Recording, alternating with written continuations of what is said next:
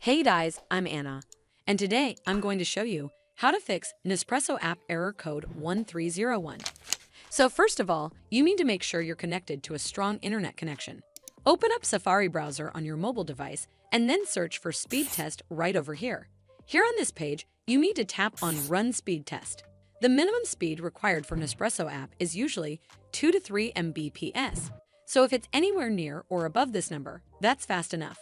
If your internet speed appears to be unreasonably low, then you may need to contact your internet service provider for help. This should fix the issue, but if it doesn't, then you need to make sure you're running the latest version of the app.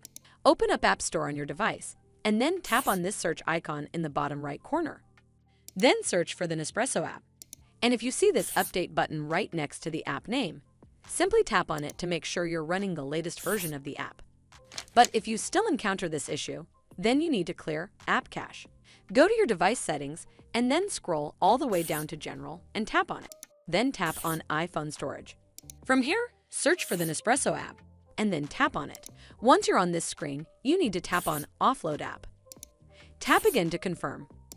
It'll take a bit for processing, and then a reinstall button will show up. Simply tap on it to reinstall the app. This should fix the issue, but if it doesn't, then you need to completely reinstall the app. Follow the on-screen instructions to navigate all the way to the app page. Once you're on this screen, tap on Delete App to uninstall the app from your device. Once uninstalled, you need to open up App Store and then search for the Nespresso app right over here in the search bar, and then click on this Get button to install it back on your device.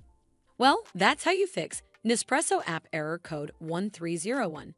I hope you found this video helpful, and if you did, make sure you give it a thumbs up to see more videos like this, and don't forget to hit that subscribe button.